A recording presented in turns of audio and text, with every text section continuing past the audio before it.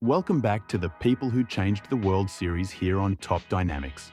Friends, today's subject is an executive, a visionary, a man with the guts and the willpower to turn what everyone called science fiction into reality.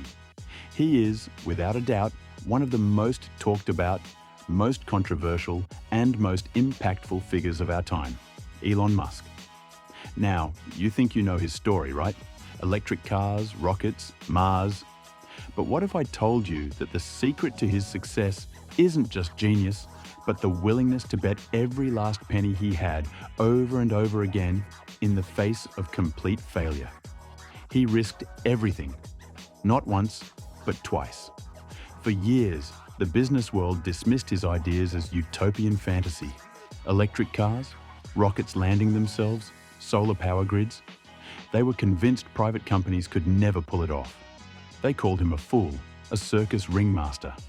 But what they didn't see coming was the year 2012. That's when everything changed. That's the year they realized the madman was actually making history. We're going to show you how he went from being a bullied kid obsessed with books in South Africa to the man who nearly lost everything in a catastrophic year, only to pull off an impossible victory. You decide, is he crazy, or is he just living decades ahead of the rest of us? Let's dive in.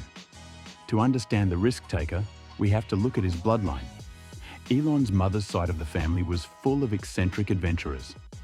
His grandfather, Joshua, and his mother, May, were explorers who traveled the world in a single-engine plane, even searching for a supposed lost city in the Kalahari Desert. This adventurous, high-risk spirit was clearly passed down to Elon. Growing up in Pretoria, South Africa, Elon was a shy, withdrawn kid. He wasn't the life of the party. He was the kid who was obsessed with reading. It wasn't unusual for him to read for 10 hours a day, devouring every book he could find. This habit wasn't a pastime. It was a form of self-isolation where he could dive deep into the worlds he created in his head.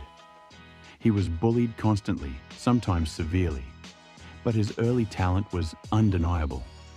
At age 13, he earned his first significant money, $500 for designing a space-themed video game. He realized the place to fulfill his dreams wasn't South Africa, it was the United States. So at 17, with virtually no money and nowhere to stay, he made a life-altering decision. He fled South Africa for Canada, determined to use it as a stepping stone to America. After completing 2 years of college in Canada, while taking on heavy labor jobs, he finally arrived in his promised land, the United States. He soon enrolled at the University of Pennsylvania, where he pursued dual degrees in physics and economics. But university wasn't enough.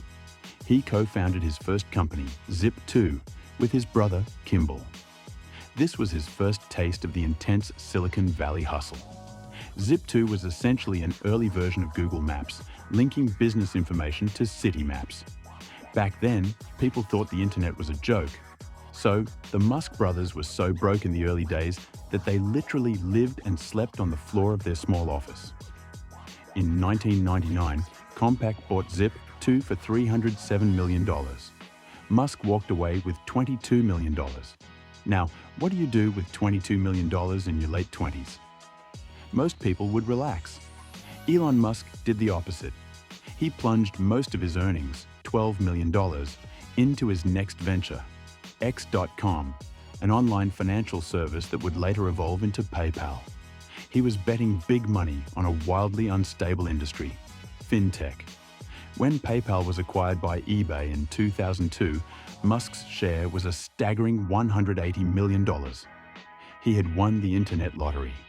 And now, he was ready to bet it all on the future. With $180 million, Musk made his move. Forget yachts and beaches. His mind was fixed on two things: space and sustainable energy. He first approached Russian companies to buy rockets, but after being dismissed by them, the bookworm side of Musk took over. He spent months devouring every book he could on aeronautics and rocketry. His conclusion? I think we can build the rocket ourselves. In 2002, SpaceX was born. The goal wasn't just to build rockets, It was to radically drop the cost of spaceflight and make humans a multi-planetary species. A crazy, unthinkable goal. Then came the second bet. In 2004, he invested $6.5 million into a tiny company named Tesla Motors, becoming the largest shareholder. Tesla was going to build the best electric car in the world. So here he was. He had just put his entire fortune into two startups, in two of the most capital-intensive, failure-prone industries on Earth. If either failed, he was out.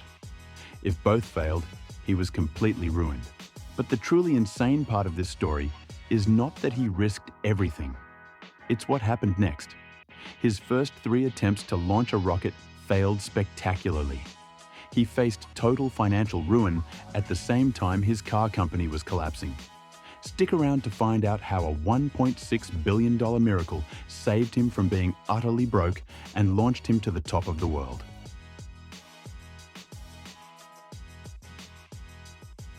The year was 2008. The global economy was collapsing, and so was Elon Musk's personal empire. He had poured nearly $200 million into his twin projects, and there was nothing to show for it. SpaceX. The first 3 launches of the Falcon 1 rocket were catastrophic failures. They exploded, crashed into the ocean, or simply failed to reach orbit. After the 3rd failure, the company was running on fumes. They had maybe 1 launch attempt left. Tesla. The sleek roadster was experiencing serious production delays, mechanical failures, and massive cost overruns. They were hemorrhaging cash and teetering on the edge of bankruptcy. The media was having a field day, calling Musk a fraud who couldn't deliver. He was getting beaten up on all sides. As he described it, I was having nightmares. I did not know if I could get through it. This was the ultimate test. It all came down to a single moment. The 4th, final launch attempt of the Falcon 1 rocket on September 28, 2008. Musk and his team worked themselves to the bone. The world was watching, waiting for the final failure. Then, 9 agonizing minutes after liftoff, victory. The Falcon 1 achieved orbit. For the first time, a private company had successfully launched a rocket into space. Cheers erupted. Just weeks later, another miracle. NASA, recognizing the potential, awarded SpaceX a $1.6 billion contract to resupply the International Space Station. That contract saved both companies. Musk quickly funneled funds into Tesla, keeping the electric car dream alive. He didn't panic, he focused. His ability to remain rational and focused in the absolute center of a crisis is the real secret ingredient that separates him from the competition. The rest, as they say, is history. SpaceX pioneered the reusable rocket, bringing the cost of launching cargo to orbit down by a factor of 10. They are now an industrial titan, with their sights set on the $100-ton Starship designed for Mars.